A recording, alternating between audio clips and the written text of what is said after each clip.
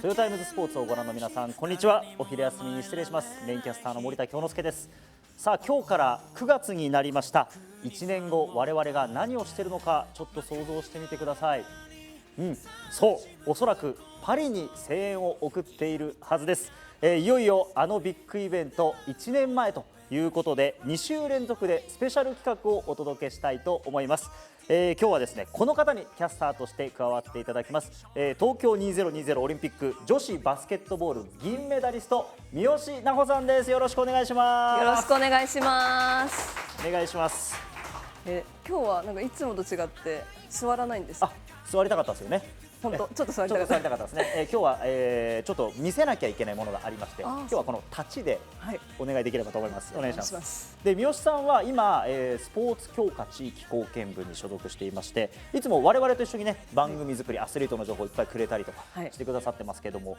そのスポコーさんでの仕事っていうのはどうですか？慣れてきました？だいぶ慣れてきましたかね。新しく仕事をして3ヶ月経つんですけど、こういったトヨタイムズの作成をさせていただいたり、メディアの関係をさせていただいて、だいぶこう自分でもどうすればいいとかがちょっとだけ分かってきたかなと思います。だって都市対抗の時、東京ドームをカメラ下げて走り回ってましたもんね。そうなんですよ。なんかアスリートの方からもなんかカメラ持ってる人、カメラで走ってる人みたいなになってて、いやちゃんと仕事もしてます。仕事してるということで、はい。さあ、そして三好さんは前回の東京大会は選手として出場して、今回のパリ大会は、外から見る立場ということで、こうアスリートキャスターとしてですね、こう伝える側の立場でぜひご活躍いただきたいということで、なんかこうパリに向けて目標もあるそうですね。そうです。日頃からこう日本代表戦とかの解説をやらせていただいたりしてるんですけど、こうパリではどうかこう現地で解説をして、なんかスポーツバスケットボールの魅力を伝えられたらいいなと思ってます。そういう大きい目標がしっかりあるわけですね、ということで、そういう解説とか、伝える仕事っていうのは場数が大事だと思うので、ぜひこのトヨタイムズスポーツ活用していただいて、ありがとうございます。セカンドキャリアの、人材育成という観点、我々お伝えしてますから、まさにその場として利用していただければなと思います。ありがとうございます。では、早速今日の特集参りたいと思いますが、まずはこちらからご覧ください。I kept coming to Asia to train and find training partners that grow my levels. オリンピックに向けては渡辺選手いかがですか？もう出ただけで満足するような性格じゃないですし、僕も本当に負けず嫌いなんで。新しいチームなので、どれだけやれるのかっていう楽しみな思いもありますけど、勝利にこだわってます。Je pense et j'espère essayer de laisser un héritage derrière moi. Doing everything we can to prepare ourselves to give our best shot in Paris. Mga sumusunod sa amin ng mga bagong atleta, ng mga bata sa akin. I am so excited and I can't wait. Go Team Toyota. Hello everyone, it's Peter Kitsia. やっぱり卓球選手として厚みが出てきたと思いますし、それはプレーもそうですし、やっぱり最後は人と人との勝負、精神的な勝負になってくるので。さあ、それでは2週連続のスペシャル企画参りましょう。こちらです。いよいよ1年前、世界中のトヨタアスリート大集合スペシャル。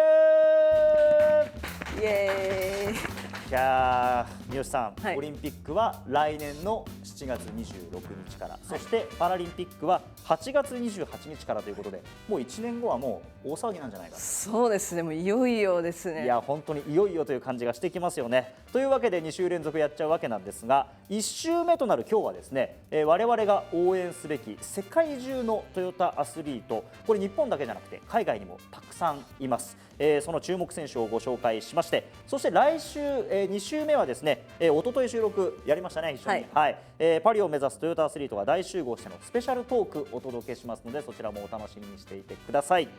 三好さん、はい、東京もそうですけど、その前のリオも含めて2回オリンピック経験してますけど、はい、どうなんですか、この1年前というタイミングの選手の心境、思い出すとどうですか？いや、もういよいよ来るかっていうカウントダウンが始まりますし、楽しみ、ワクワクな気持ちとともにこうちょっと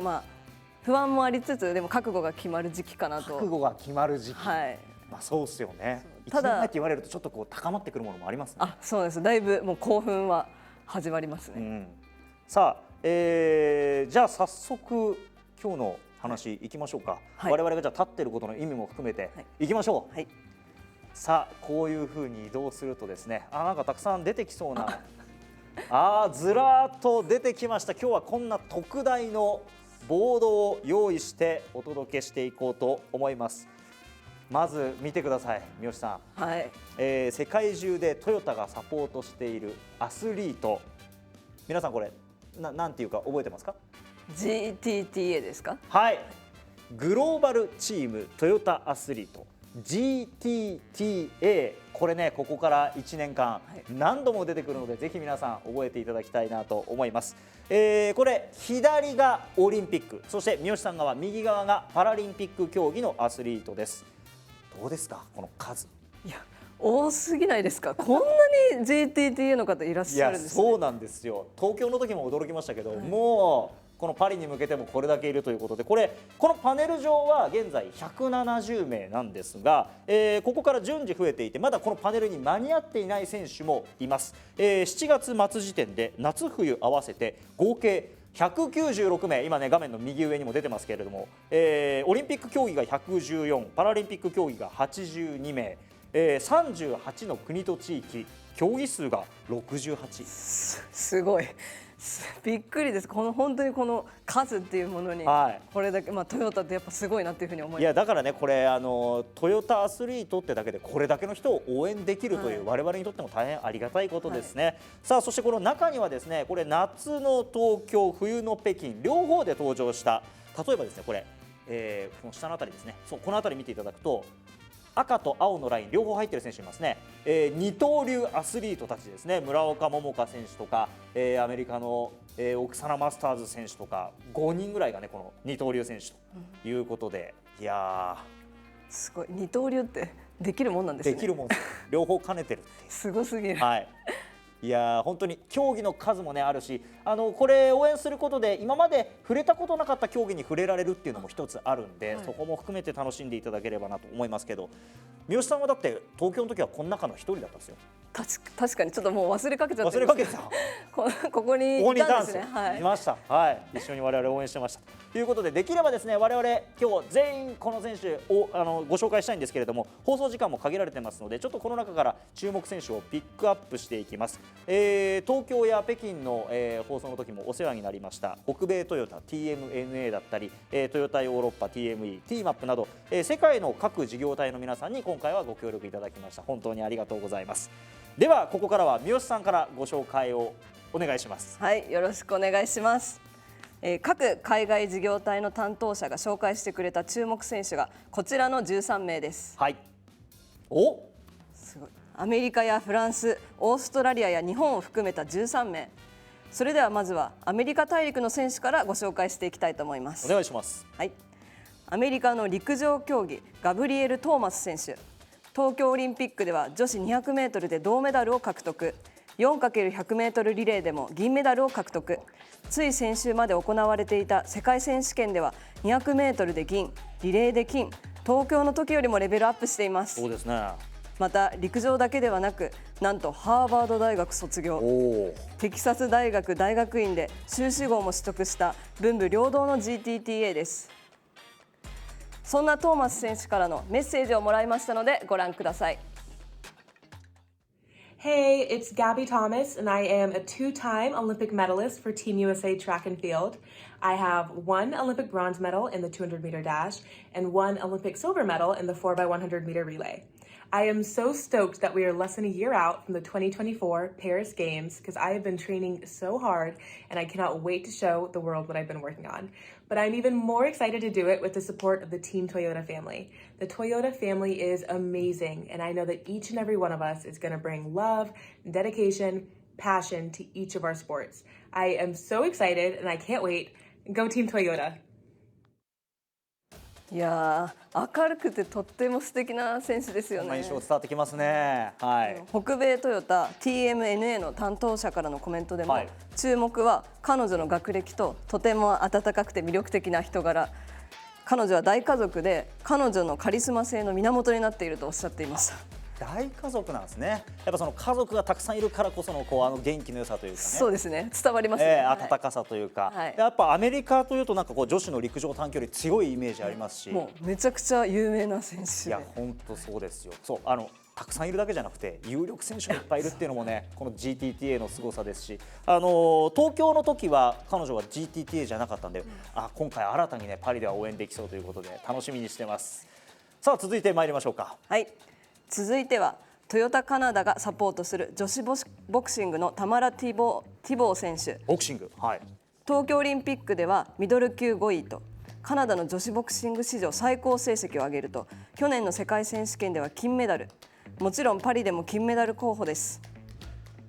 そんなティボー選手にメッセージをもらいましたのでご覧ください。Hi everyone, my name is Tamara Tebow. I'm a boxer for Team Canada. I'm also a world champion and I am getting ready for the Pan American Games, which is a qualifier for the 2024 Summer Olympic Games in Paris. I'm very excited because I want nothing less than gold.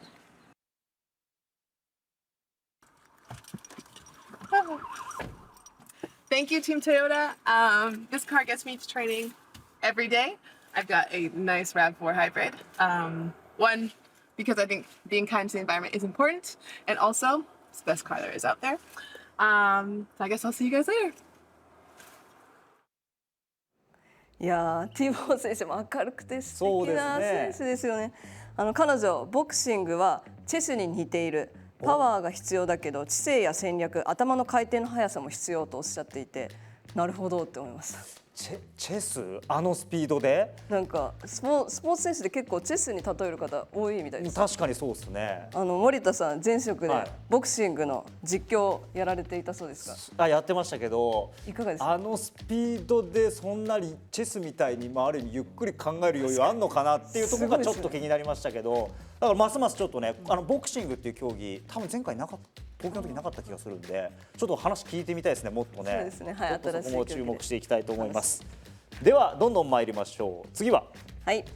続いては南米ペルーからトヨタペルーがサポートするペルー代表陸上マラソン女子のグラディス・テヘダ選手。東京オリンピックにも出場した選手で、東京の時も GTTA として紹介した選手ですが、こちらもご本人からのメッセージをもらいましたのでご覧ください。Hola, soy Gladys Tejeda. Nací y crecí en la ciudad de Junín, un hermoso lugar en el centro del Perú. Desde muy joven practico el fondismo. A lo largo de mi vida he logrado grandes resultados. He batido el récord sudamericano en maratón en el año 2022 y en el 2019 obtuve la medalla de oro en los Juegos Panamericanos de Lima 2019. Estos siendo mis mejores resultados a la fecha. He tenido la suerte de participar en 3 Juegos Olímpicos y en París 2024 serán mis 4th Juegos consecutivos. Estoy segura que con esfuerzo lograré esa meta que creía imposible. Quiero agradecer a toda la familia Toyota por confiar en mí y permitirme crecer profesional y personalmente. Gracias por el apoyo, Toyota. 2022年に南米記録も樹立。4回目ってすごいなって思うんですけど。だからこのね4回次出たら4回目ってことで、だからずっとこうね世界においてもトップクラスに居続けるっていうのは並大抵の努力じゃないですよね。本当にやっぱ勝ち続けるってすごい難しいことなので。いやそうですよね。ぜひ4回目も。ここ見ると今回ペルーの選手は今のところ1人なんで、でもこのねテヘダ選手がいることで我々ペルーをねしっかり応援することができますし、そういうところもいいところだなと思います。さあ続いていきましょう。はい。続いてはトヨタプエルトリコがサポートする卓球女子のアドリアナ・ディアス選手。リオオリンピックと東京オリンピックにも出場した選手で、東京の時は開会式でもプエルトリコ代表チームの旗手も務めた選手なんですよね。はい、そうなんです。ディアス選手ですね、実は現在日本の大阪を練習拠点にしてパリを目指しているということなんで、先日私大阪まで取材に行ってきました。ご覧ください。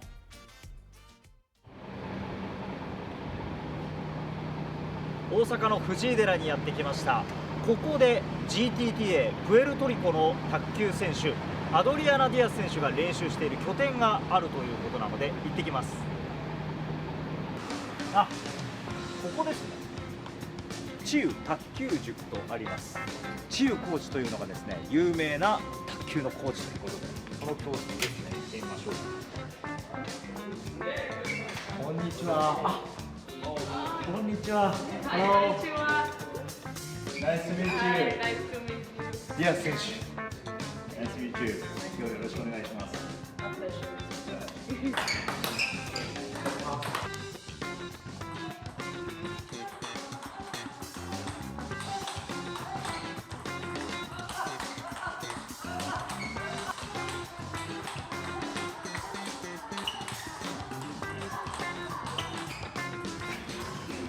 いや、ディアスさん、はじめまして。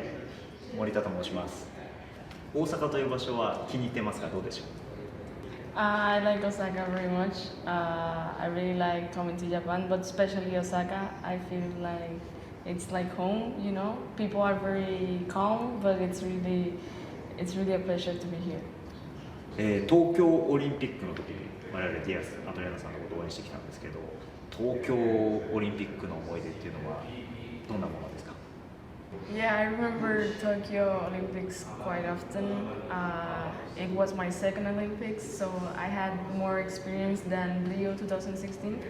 And I felt that they were very different, you know. Japanese culture is very different from Latin America, but I enjoyed both, and I was really happy to be in Tokyo. その東京オリンピックの後にこうやって日本を拠点にしてくれたっていうのは我々としてもすごく嬉しいんですけど、なぜこう日本を拠点に活動しようと思ったんでしょうか？Well, table tennis is known, like the people who are the best is known to be Asia. Normally Chinese, Japanese and Koreans are like the best in this sport. So when I was little, I kept coming to Asia to train and find training partners that that are better than me, so I could grow my levels. So in 2022, I decided that I wanted to move to Asia, especially Japan, just to train and get better because the level here is a lot better than in my country. 新しいコーチから指導を受けることで自分の卓球の技術、テクニックというのがどんどん伸びてるっていうそんな実感はあるんでしょうかI feel like my techniques are improving, but especially the speed in the table. Normally, Japanese are known for speed. They really have fast legs, and I feel like here I've improved a lot my speed and my footwork. 男子選手と練習してて、さっきその男子選手に聞いたら、やっぱアドリアナ選手はすごい男子選手でも感じるこうパワーというか力強さがあるっておっしゃってましたけど、そこはご自身のやっぱ強みですか？I will say yes. I think I have a lot of power, and I feel like I can take advantage of that. Not many girls probably have a lot of power, and they are way more faster than me. But I feel like power sometimes can help you. I'm very happy that I have power, so I can use it and win with it. ちょうどパリオリンピックのもう1年前になろうとしてますけれども、パリオリンピックに向けての思いというのはどうでしょうか？Yeah, Olympics. It's a very, very important tournament. I feel like it's the most important tournament for every athlete. Not every player is representing themselves but their country. So there's a lot of pressure and a lot of people watching you. But I'm very relaxed now. Right now I just want to keep working, keep getting better. And of course in the Olympics it will be a dream to take a medal, but I believe if I put the work that I need to put, I can make it possible. I know it's going to be hard, but I know this already, so I know how to prepare myself. And yeah, it's a very, very important tournament that I want to make the best of it. Even if I don't win, I still want to get experience for the future. And yeah, I just want to enjoy it like I enjoyed my last two Olympics and just have fun. プエルトリコにおいてはトヨタってどんな存在なんですか？ Yeah, Toyota is in Puerto Rico. It's like one of the best cars you could have. It's a very, very good company that it really shows that they care about the people. I joined this family in Puerto Rico, this Toyota family, and they helped me throughout my career, and they still help me. So I'm really happy that I'm part of this family, and I'm very glad I get to work with such an amazing company. And yeah, it's a very, very good feeling to be part of it. トヨタイムズというこの我々のメディアもアドリアナさん含めてトヨタアスリートみんなをパリまで向けて応援して後押ししますので、これからもよろしくお願いします。頑張ってください。Thank you very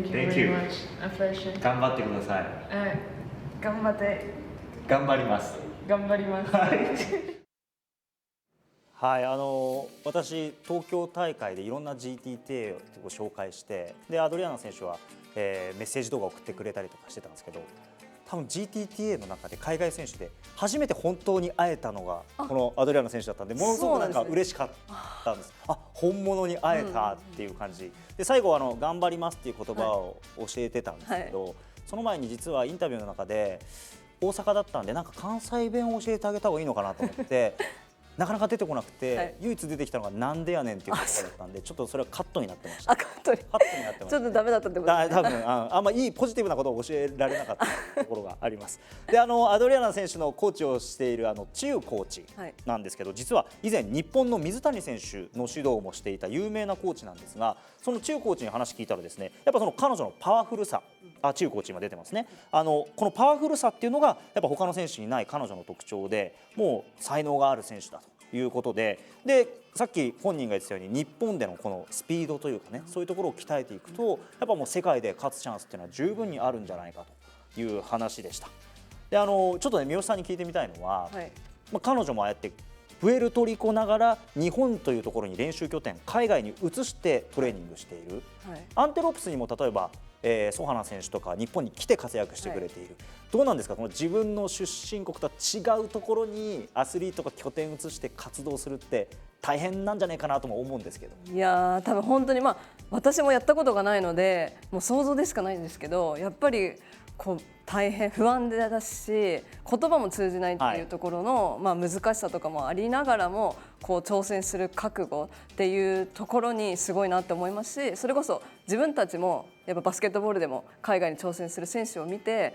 勇気を、トップレベルでやってる選手を見て勇気をもらいますね。そうですよね。やっぱまずそこにチャレンジすることに覚悟がいるし、逆に言うともうその覚悟を一回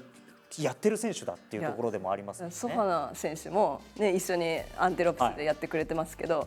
やっぱりこう日本の文化とかも取り入れようとしてくれてて、本当になんかこう、ファミリーみたいな感じでこう一緒に頑張ろうというふうに思える選手ですね。ディアス選手ね、取材の後なんですけど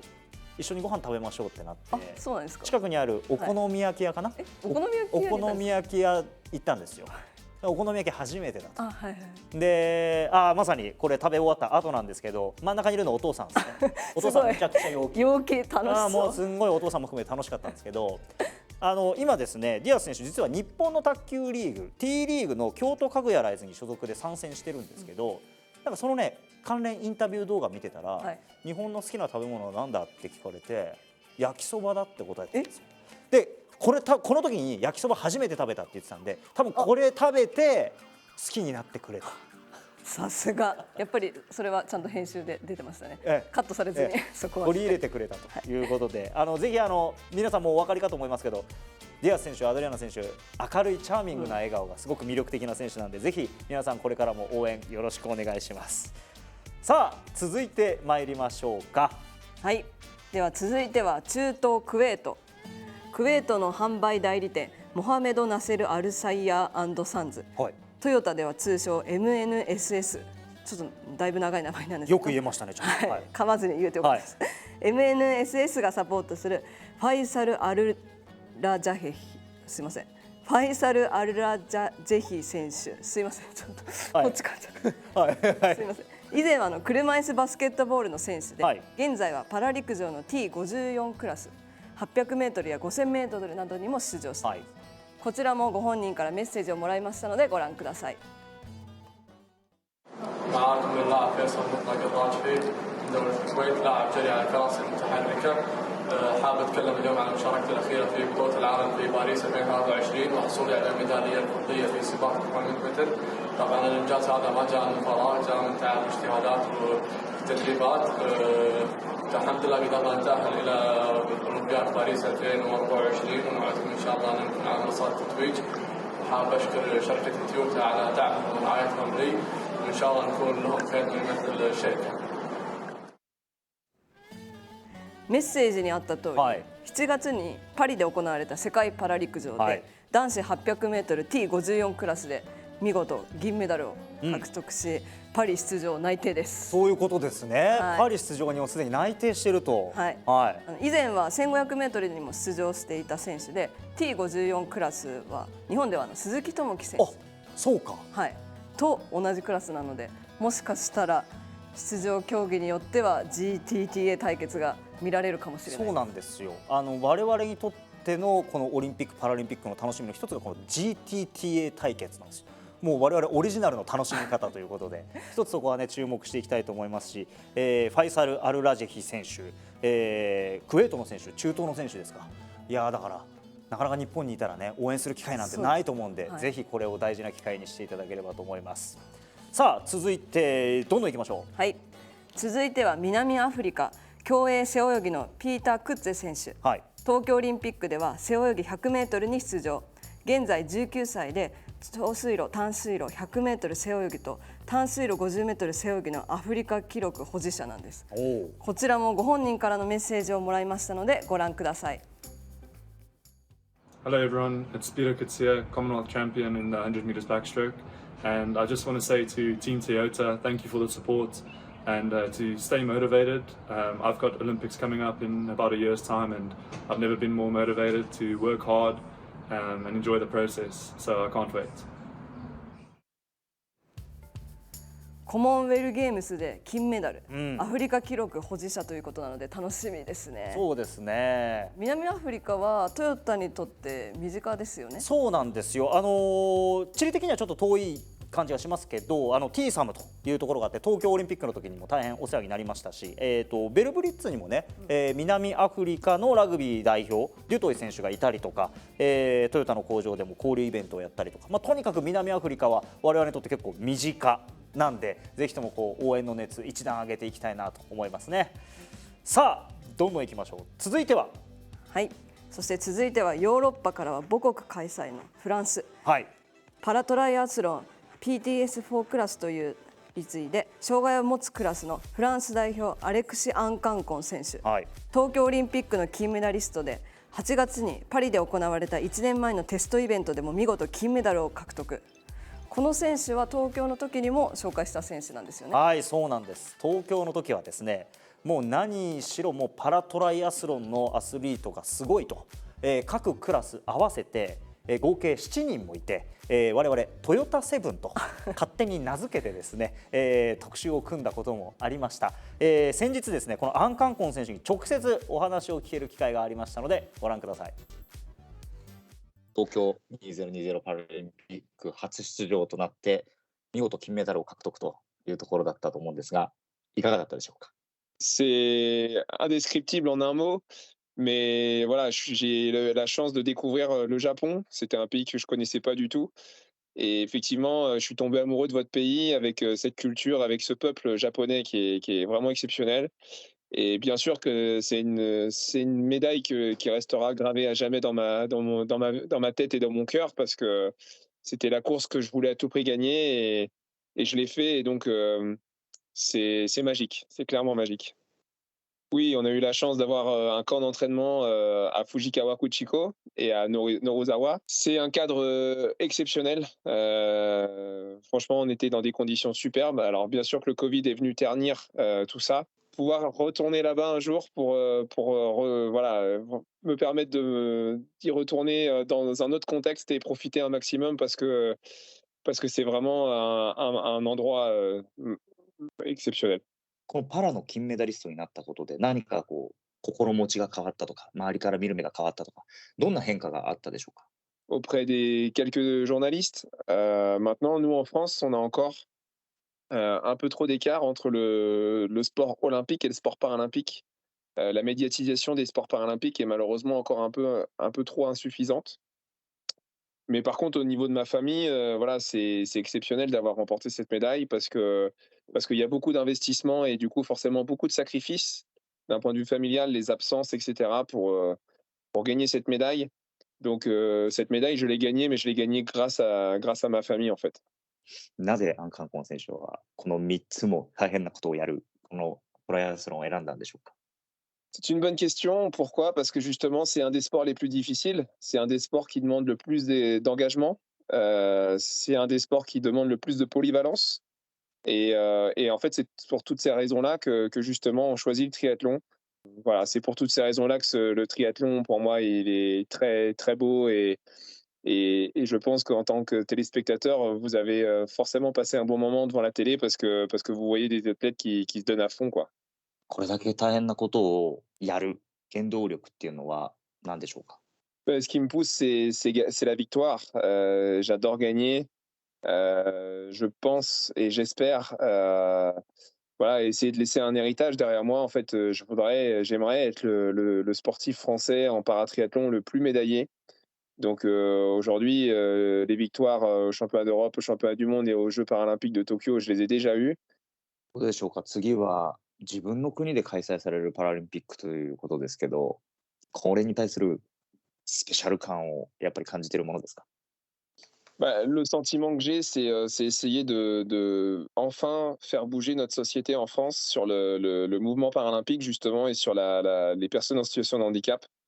On a un pays en France merveilleux, mais qui malheureusement n'est pas forcément toujours accessible pour les personnes en situation de handicap dans les institutions publiques. Et malheureusement pas non plus assez représenté à la télé. On a très peu d'acteurs connus en situation de handicap. On n'a pas de journalistes forcément connus en situation de handicap. Et ça, en fait, c'est une minorité de gens qui est, à mon sens, pas assez mis en avant, pas assez visible. Et donc voilà, j'espère que la population française prendra une vraie réflexion et un vrai coup de pied aux fesses, si je puis me permettre l'expression, de prendre conscience qu'au final, la différence, elle existe partout et que c'est pas forcément, il faut pas s'arrêter à cette différence visuelle et juste prendre les gens pour ce qu'ils sont capables de faire et chacun a sa place dans les sociétés en général, en fait. Donc j'espère que Paris 2024 changera ce regard sur ça, sur les gens en personne. Permettra vraiment ce changement de regard de la société en général et permettra ce bond en avant, effectivement, comme Londres l'a pu l'avoir en 2012. フランスにおいてトヨタっていうのはどういう存在の会社でしょうか？ Elle est très positive. Je suis étonné, moi, de voir autant de Yaris Cross dans les villes françaises. Moi-même, j'ai collaboré à ça puisque ma femme a acheté une Yaris Cross. Donc c'est vraiment une superbe voiture qui marche très bien et qui est très très réussie, très jolie. La mobilité pour tous, elle est possible, elle est clairement possible. Je veux dire que ça soit par un fauteuil roulant, que ça soit par des béquilles, que ce soit par l'innovation robotique. Aujourd'hui, rendre l'accessibilité, ça veut et du coup trouver des remèdes à pouvoir être le plus longtemps possible autonome, bah, c'est vraiment quelque chose d'incroyable. Donc bravo pour ça. フランスでパリで頑張れとかそういうアスリートを応援する時のフランス語の言葉とか、なんかもうみんなが絶対わかる、応援の仕方とかってあれば教えてくれますか？ Allez Toyota! Allez Toyota! はい、まさにですね、アリトヨタ、アリトヨタ、アリアンカンコンみたいな感じで、このトライアスロンっていう競技はもうめちゃめちゃ大変だってのはもう誰しもが分かるんで、まあ本当に応援必要だと思うんですよ。ぜひともあれ覚えておいていただければと思いますし、東京の後今度は、自国開催ということで、どうですか、三好さんは、ある意味東京は自国開催だったわけですけれども、こう日の丸を背負ってそれを日本で戦うっていうのはどうですか、なんか特別な心境とかありました？やっぱりその母国っていうのは、もう勝ちたいっていう気持ちが強まりますし、より、はい、日本のために頑張りたいっていう思いはありますね。しかも、東京は無観客ではあったんですけれども、パリではお客さんも、入ると思うので、こう応援の熱とかもさらに感じれて、なんか楽しそうだなと思います。なんかやっぱり自国選手が出たアナウンスされた時の会場の盛り上がり方ってまた違いますからね。特別ですね。そうですよね。はい。さあそしてアンカンコン選手のインタビューで一番こう印象に残ったのがやっぱり社会を変えたいっていうそういう思いですよね。パラアスリートの方々に取材をさせていただくと結構皆さん競技という側面もそうなんですけど社会とかこう世の中を変えたいっていう思いを持っている方が非常に多くてですね、トヨタのアスリートの中にもたくさんパラアスリートいて三好さんもねその仕事の中で触れ合う機会というのは多いと思いますけど、そういうパラアスリートの姿思いっていうのは三好さんはどういうふうに映ってますか？そうですね、やっぱ、選手の時はあんまりこうパラっていうものに関わることがなかったんですけど、スポ校に入ってパラ競技を応援に行かせていただくと、やっぱなんだろうな、この障害を持ってる持ってないとか関係なしに一アスリートとしてかっこいいんですよ。そうですよね。本当に音だったりとかこう進む姿勢とかそういったところにすごく魅力を感じたので、なんかぜひねよりたくさんの人になんかパラアスリートたちを見てほしいなっていうふうに、だってこれだけいるんでこれだけ触れられるっていうチャンスがあるということですから、楽しみですね。はい、続いてはアジア・オセアニア地域に行きましょう。まずは中国から。中国代表の車椅子フェンシングの李ハ選手、東京パラリンピックでは男子サーブル個人で金メダルを獲得した選手です。ご本人からのメッセージをもらいましたのでご覧ください。嗨，丰田的朋友们，大家好，我是中国轮椅击剑运动员李豪，2020年东京残奥会男子佩剑个人 A 级冠军。现代击剑起源于欧洲，所以我特别期待2024年的巴黎残奥会，希望能在这项运动的发源地夺得好成绩，也希望能向大家展示它电光火石间的力量和背后的浪漫。向不可能说不的精神。不只存在于奥运赛场，也存在于我们的生活中，我们所有人的心中。丰田和我们一样，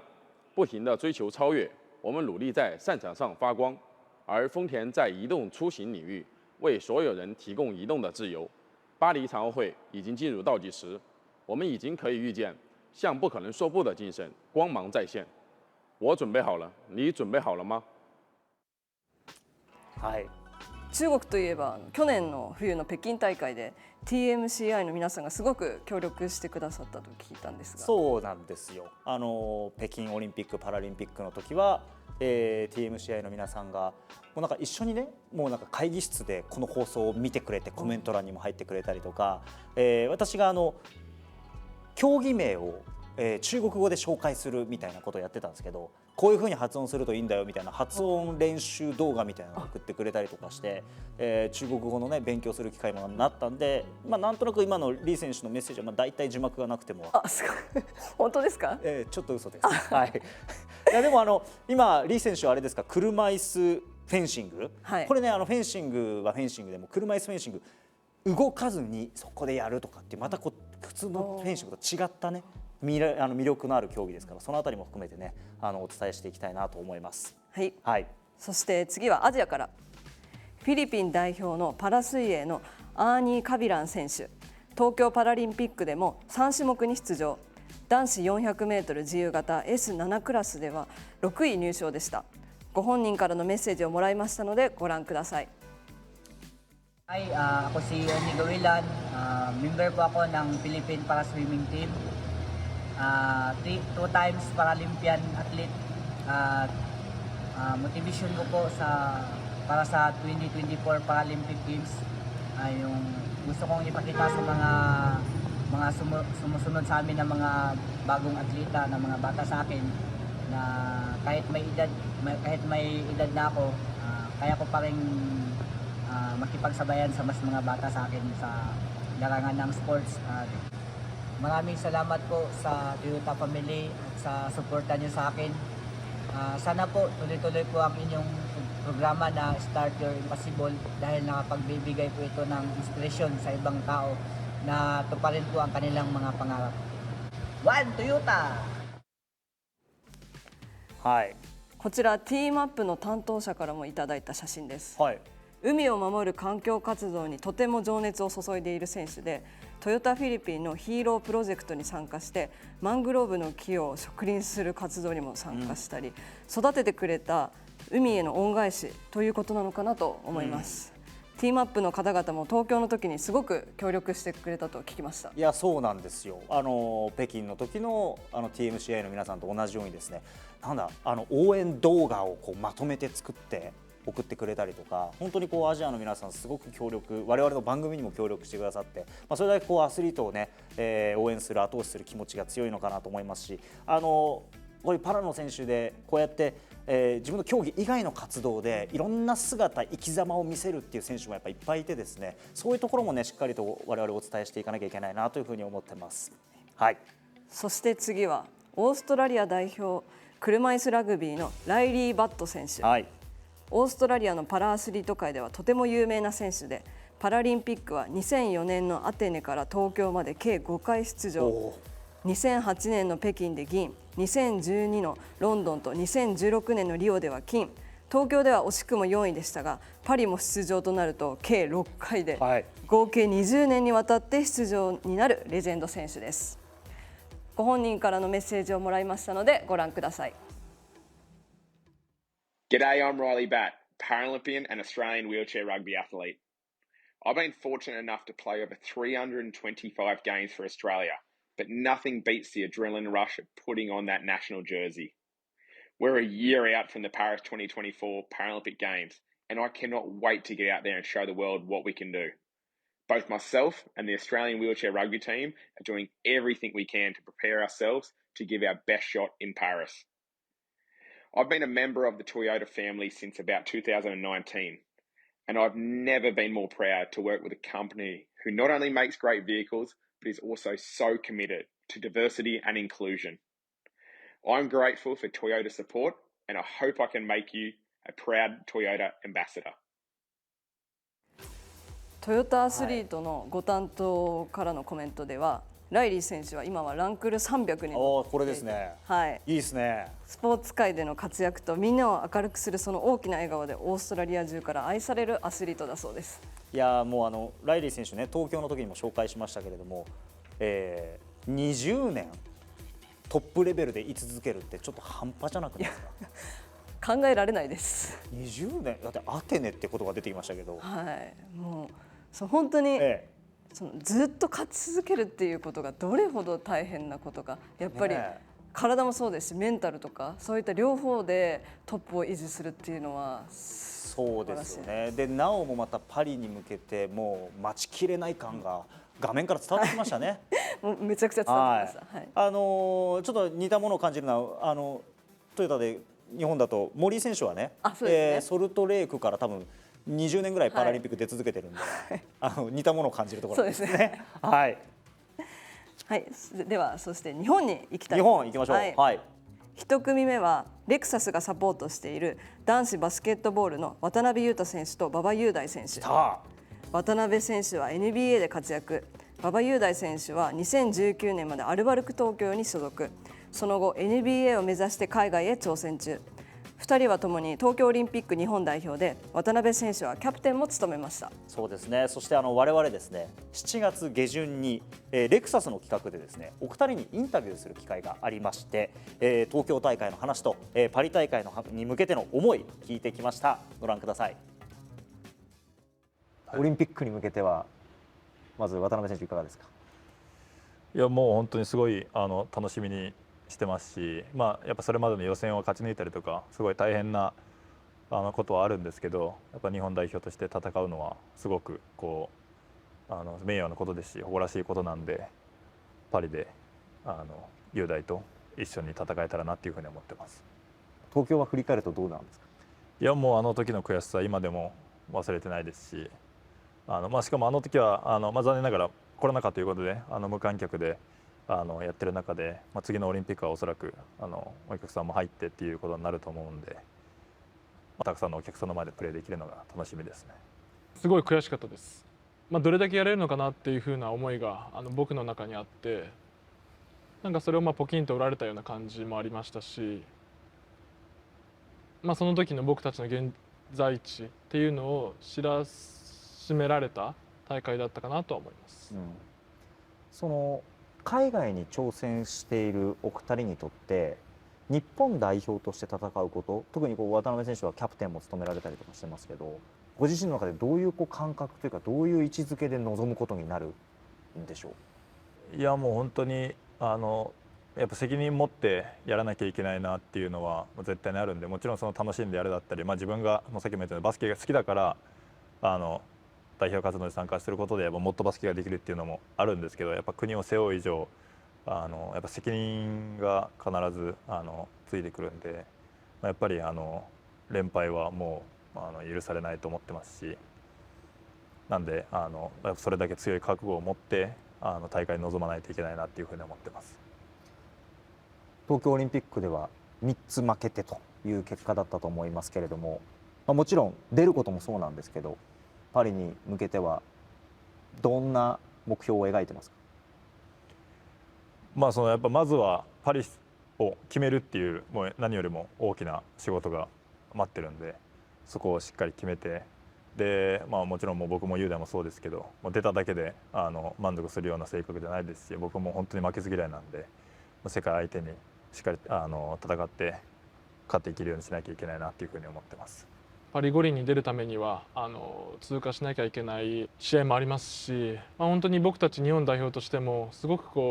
東京五輪の時に比べてメンバーも変わってますし、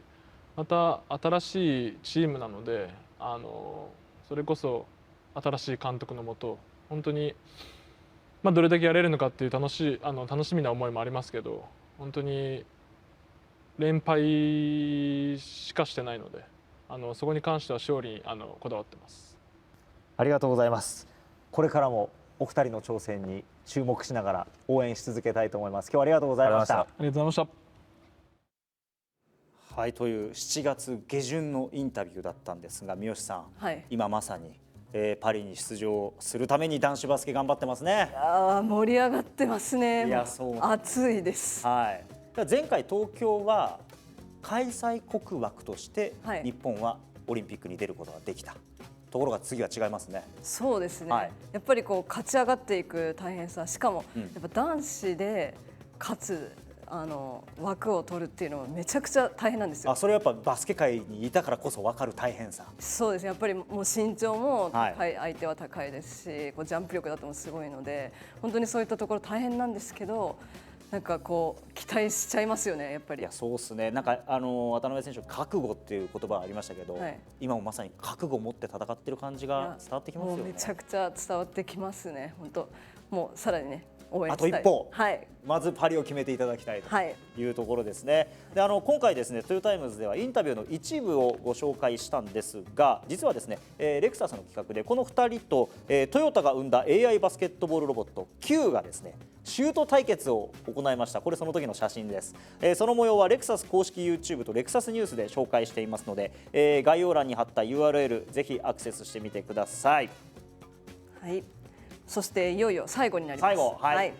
ラストは卓球の張本智和選手。2018年まだ14歳の中学生ながら、当時の日本卓球界のエース水谷選手を破って日本チャンピオンになり、東京オリンピックにも初出場。男子団体では銅メダル、シングルスではベスト16でした。先週のサマーキャンプ特集にも張本選手出ていましたよ。はい、そうなんです。そのキャンプのプログラム直後に、これはチャンスだということで直接話を聞く機会がありました。今年5月に南アフリカで行われた世界選手権が、彼にとっては10代最後の国際大会だったということで、6月にですね20歳になったばかりなんですね。その節目のタイミングで行ったインタビューご覧ください。よろしくお願いします。よろしくお願いします。張本選手は東京オリンピックの代表ということで、まずもう2年も前のことになるんですけど、東京オリンピックは振り返ってどうでしょうか？団体戦では銅メダルを獲得できたんですけど、個人的にはやっぱり悔しいオリンピックになってしまったので、やっぱりシングルスでのメダルっていうのを一つの目標にしてた中、そこは達成できなかったので、やっぱり悔いが残る大会になってしまったかなと思います。やっぱりちょっと雰囲気が異様な雰囲気ありましたし、無観客っていうのもあったんですけど、やっぱり、他の選手の目の色とか態度っていうのがいつもの試合と覚悟が違かったので、やっぱり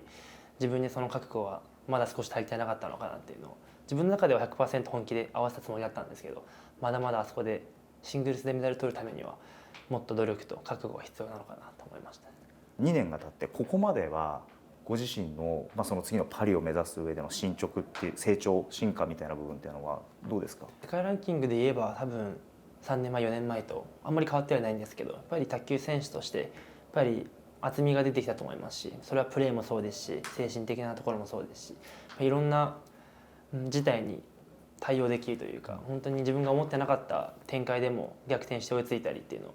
何度もここ2年で経験してきているので、やっぱりオリンピックに対する覚悟だったりそういう準備力っていうのは向上しているのかなと思います。やっぱり最後の1位になるにはもっともっとたくさんの技術を突き詰めていかないといけないので、今は自分その段階だと思いますし、僕はバックハンドが得意で、やっぱり通常はフォアハンドが得意な選手が多い中で、僕はバックハンドが得意なのが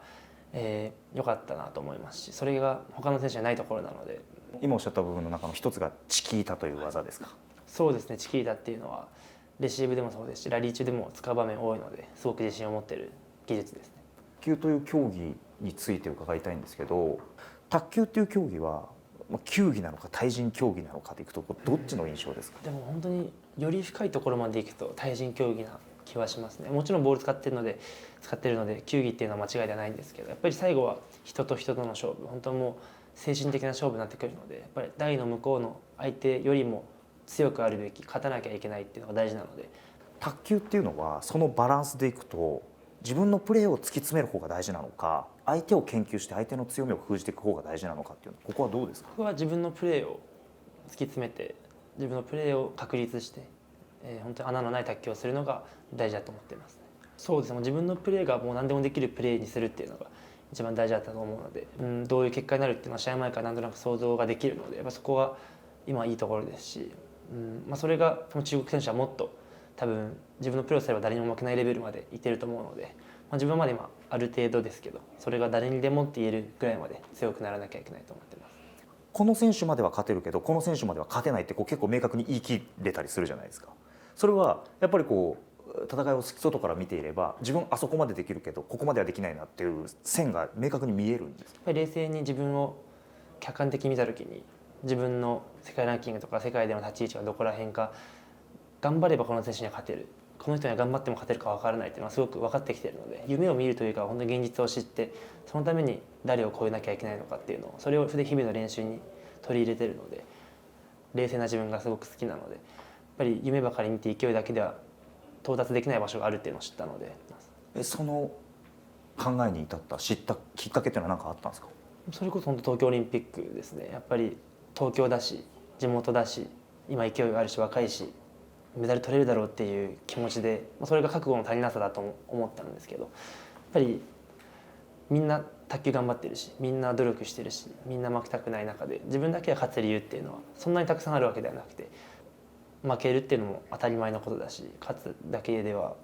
勝ち続けるっていうのは本当に難しいことだなっていうのを感じました。世界選手権の時にちょっと私個人的に印象的だったのが、あれ10代最後でしたね。で敗れた後にすごくすっきりしましたと、次20代ですねって話を聞かれたら涙が止まらなかったじゃない。あれはどうしてなんですか？多分心の奥底ではすっきりできてなかったかもしれないですけど、やっぱり今の悔しい自分から少し逃げたい気持ちもあって多分すっきりしましたと、これ以上も聞かないでくださいという意味で言ったと思うんですけど、やっぱり最後に振り返るっていうところで10代振り返ってくださいって言われた時に苦しい場面しか思いつかなくて、今考えただけ泣きそうですけど、勝ちっていうのは自分の中で当たり前として過ぎ去ってしまうので、ただ悔しくなく終われたことにしかならないので、やっぱり負けっていうのは一生残るし勝ちも取り戻せない中で、やっぱりそうです、悔しい思いの方が僕の中では残ります。20代も苦しいことが絶対多いと思うんですね。やっぱり10年間、負けの方がやっぱこれから先も記憶に残りますし、もしかしたらもっと大きな失敗が待ってるかもしれないですけど、それも含めて卓球であって人生なので、やっぱり自分だけが勝ち続ける理由はどこにもないですし、みんな同じように頑張って同じように生活がかかっているので、その中で一つでも多く勝てるように、100% とは言わないので、もう 51% でも 52% でも半分以上勝てればもうすごく満足できるので、その瞬間を少しでも増やしたいなと、その瞬間がオリンピックでやってほしいなと思います。パリに向けて、意気込みを聞かせてもらえますか。僕の中ではすごく順調に来てます。本当一歩一歩、本当に2歩3歩飛ばしてとかは逆にその飛ばしても行きたくないですし、本当に一歩一歩着実に半歩でもいいですし、少しずつ前に進んできてる実感があるので、このスピードを速めるわけでも緩めるわけでもなく、もう本当にこのまま成長してこのまま経験して来年のパリを迎えたいなと思います。今日は変わらず金メダル、何種目出るかまだ分かんないですけど、出た種目全てで金メダルを目指して、東京オリンピックよりも強い覚悟で必ず金メダルを持ち帰る、日本に持ち帰るという気持ちで臨みたいと思っています。これ今話を聞いて、目標は金メダルっていう言葉はあるんですけど、いやもう絶対何が何でももう金メダルしかないんだ、おーみたいな感じではなくて、目標は金メダルでも今自分の位置はここだからこういうことをやっていきたいっていう、なんかこう淡々と冷静に語るその姿がむしろこう頼もしく感じたんですけど、どうですか？やっぱプレーとか見てるとすごい熱いじゃないですか。そうなんですよ、はい。なんですけど、その熱い中にもこういったこう冷静な考え方があるんだなって思いましたし、私もこうメンバー選考の時とかに、やっぱこのプレーは誰かよりはいいけど、このプレーは誰かよりは良くないっていうのを客観的に判断できた時に、すごいいいプレーができたんですよ。ああ、そういうことですか。だからさっき張本さんがおっしゃってたみたいに、この人には勝てそうだ、この人には勝てないかもしれないって、ある意味冷静に正しい判断ができる、評価ができる、そういったのはすごい強みなんだろうなっていうふうに思いました。いや、そうですね。でもそれにしてもさっきね、三好さんから紹介あったように14歳の頃から活躍してて、なんかこう子供の頃から活躍してるっていうイメージがあるから、あ、もう20歳になってっ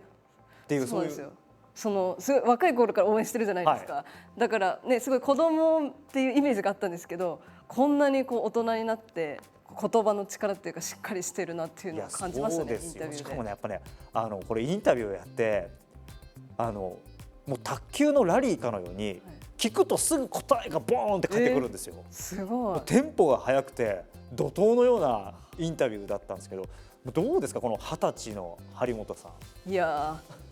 私もう全くそんな考えたことなかったですよ、20歳の時。ちょっとしっかりしすぎてますね。いや、もうね、20歳が若いからついてけみたいなところはあるんですけど、もうこれだけしっかりしてるのは20歳ですごいなと思います。いや、20歳もでも苦しいことがいっぱい待ってると思うっていうことで、本当にね、決意も含めていろいろ語っていただきました。ありがとうございます。さあ、というわけで、三好さん、ここまで紹介含めてありがとうございました。ありがとうございます。さあ、今日はですね、今、このメンバーしかねご紹介できなかったんですけれども、来年パリに向けてトヨタイムズスポーツでもですね、海外選手の情報というのはどんどん発信していきたいなと思います。三好さん、なんかどうですか、今日紹介した中で気になった選手いました？やっぱりアレクシ・アンカンコン選手、フランスのね、バイアスロン。やっぱり社会を変えたいっていう言葉がすごく印象的に残ってます。そうですね、ご本人もロンドンという言葉ありましたけど、本当ロンドンパラリンピックの後、ロンドンという街は変わった、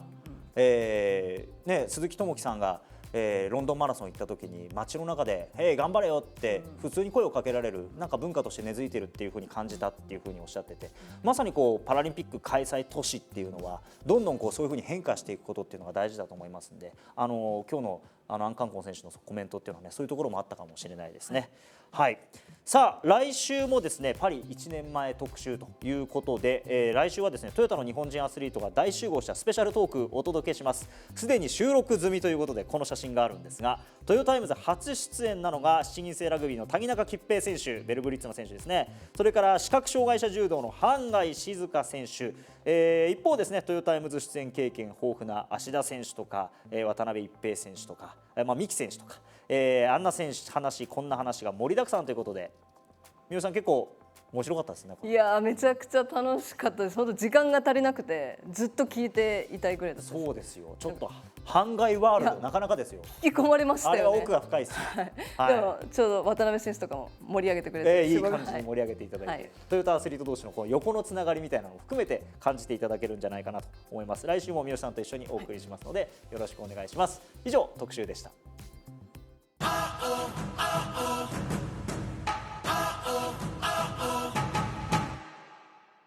それではここからはトヨタアスリートの競技結果と予定をお伝えしていきます。まずは女子ソフトレッドテリアーズの予定からいきましょう。JD リーグ後半戦が明日の SG ホールディングス戦からスタートします。この夏進塁打を打つという課題に取り組んできたそうで、得点力アップは間違いなしとのこと。さらにこの写真に出てます、新外国人ピッチャーメーガン・ファライモ選手が加わりました。大学時代は年間最優秀選手3回というアメリカ代表のホープということで、さらに熱くなった投手陣で西地区優勝へ再スタート。豊田市ですからぜひ現地で応援よろしくお願いします。サッカー行きましょう。名古屋グランパスアウェイは苦しい戦い続いてます。セレスト戦、日本代表森下選手のゴールで追いつくも追加点を許し今シーズン初の2連敗。一方天皇杯準々決勝柏レイソル戦、こちらも敗れてベスト8となりました。明日はですねホーム豊田スタジアムでシャチの大祭典の最終戦横浜 FC との試合です。優勝戦線に残るためにも連敗止めて勝ち点3確実に取りたいところ。さらに水曜日はルヴァンカップの準々決勝1戦目鹿島戦が同じくホーム豊田スタジアムで行われます。グランパスね大事な試合続きますから応援よろしくお願いします。ラグビーです。ワールドカップ直前テストマッチとして行われたイタリア代表戦3トライを奪うもゴールキックの精度を欠いて点差を詰められず、ワールドカップ前のテストマッチは1勝5敗と負け越しましたけれども、姫野選手はですねワールドカップ本番に向けてしっかり切り替えて頑張りますというコメントをくれました。7人制ラグビーです。日本代表の山中美穂選手、韓国で行われたアジアシリーズの大会で見事優勝しました。山中選手からはオリンピックアジア予選につながるいいスタートが切れたと思いますと喜びのコメントが届きました。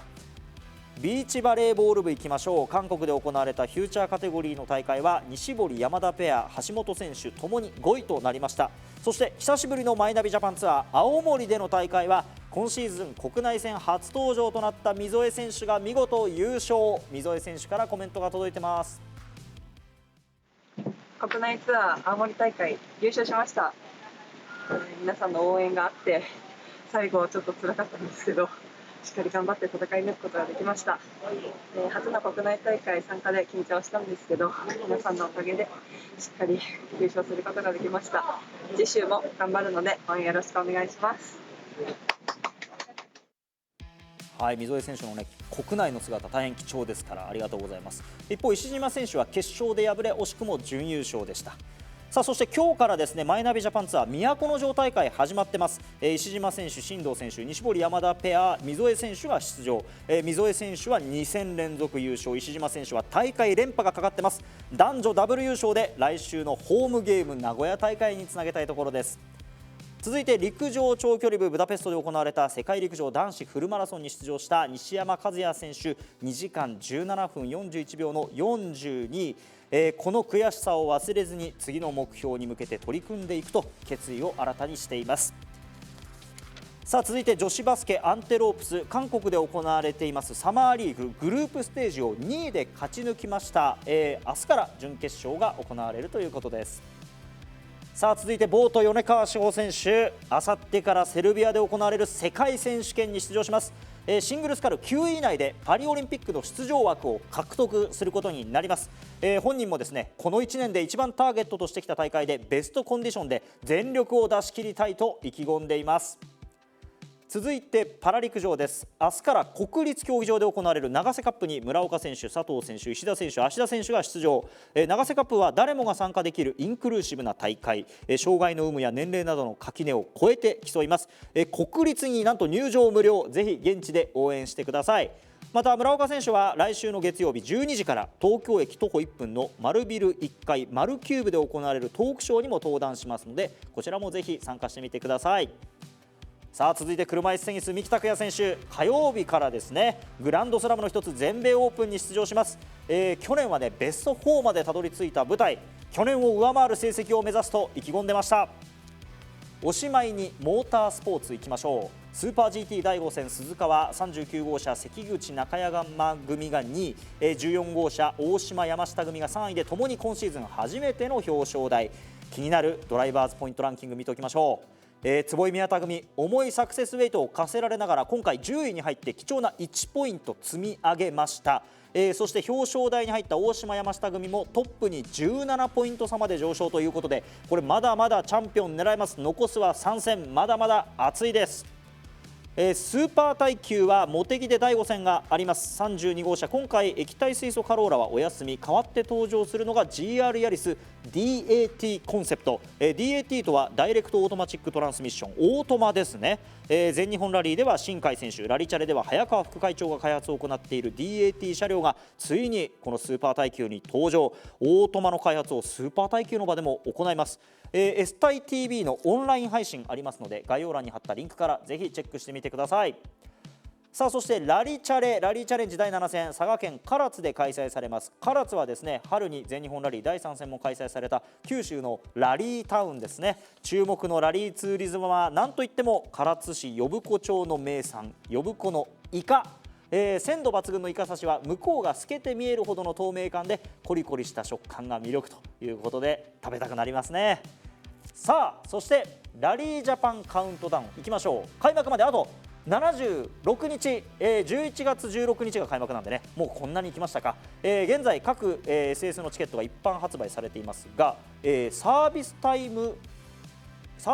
ークコアタイム入場券、これご存知でしょうか。去年大人気だったこれサービスパーク、これですね。オジェ選手がサインしてますけれども、ドライバーたちにサインもらったり写真撮ったりできるこのサービスパークへの入場はですね、今年は混雑見込みの高い時間帯は、トヨタスタジアム SS のチケットの他にですね、この、サービスパークコアタイム入場券というのが必要です。1枚500円、これが抽選販売になってまして、現在申し込み受付中ということです。いやーこれはね相当盛り上がってたんでぜひやってほしいなと思います。続いてラリー北海道の開幕までのカウントダウンあと7日、要は1週間ということですね。先週トヨタイムズで生中継しますよというのをお伝えしましたが、こんなことをします。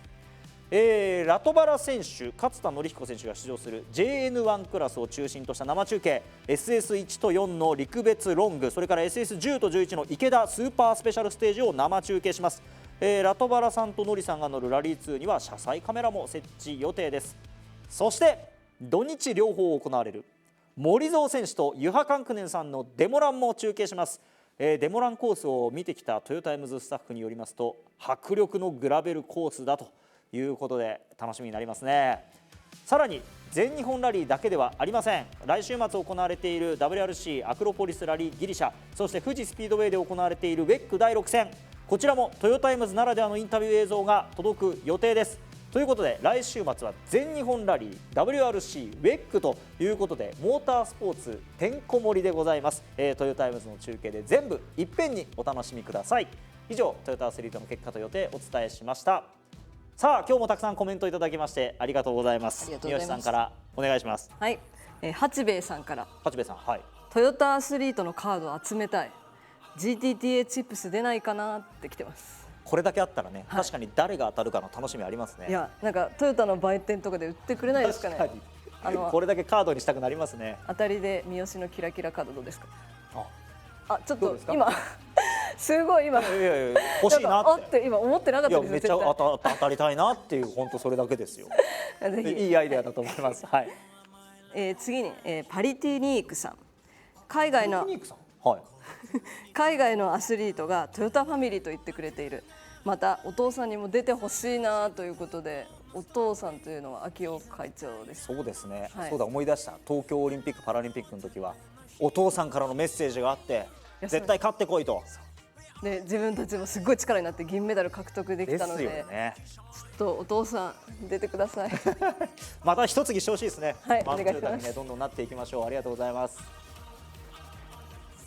他にもありますか。2つです。はい、2つ。はい、ありがとうございました。さあということで、一つ、ご紹介したいイベントがあるのでここでちょっとお知らせしましょう。こちら、トヨタスポーツフェスティバルというイベントが来週の日曜日ですね、9月10日の13時から、スカイホールトヨタで行われます。これチラシ見るとスポーツ体験会とかトップアスリートトークショーとかいろいろあるみたいですけど、これ三好さんも関わってる？あ、そうなんですよ、はい、私もバスケブースの体験コーナーでちょっと出没します。出没する、はい、三好さんにも会える、キラキラカードになるかもしれない三好さんにも会えそうということで、これ参加無料ですから、はい、ぜひ皆さん行ってみてください。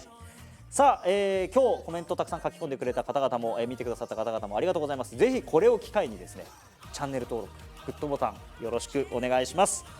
さあ、今日は、スペシャル企画ということもあってちょっとロングバージョンになりましたけれども、三好さんとしては、MC としての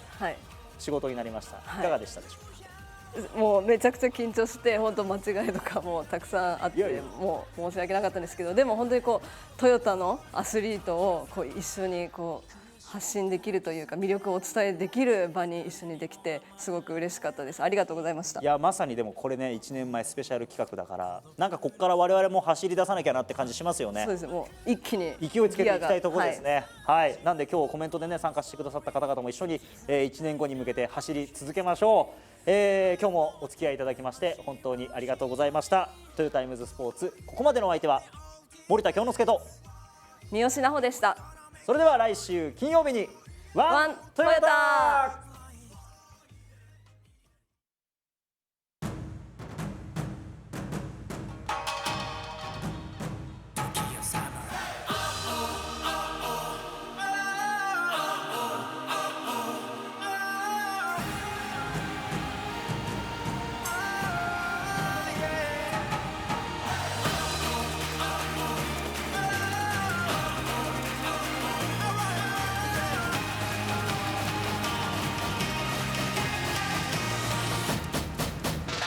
悔しくて泣き叫んだ日、誰にも甘えられない日々、孤独にファンを抱いて幕が上がりさあ始まるこのストーリー、刻みたいなもうヒストリー、狙うのはてっぺんのヒーローヒーロイン。We ultimates, we gonna make it shine. Oh, 飛び込む the spotlight. さあ行こう、さあ行こう、戦いにいざ行くぞって一人じゃない一人じゃないからハレルヤあっぱれ言葉はいらない、あとは生き抜け Ready go ready for Tokyo summer. There are some days when I cried and cried all night. There are some days that I couldn't show myself. With loneliness in my heart. We all teammates. We gonna make it shine.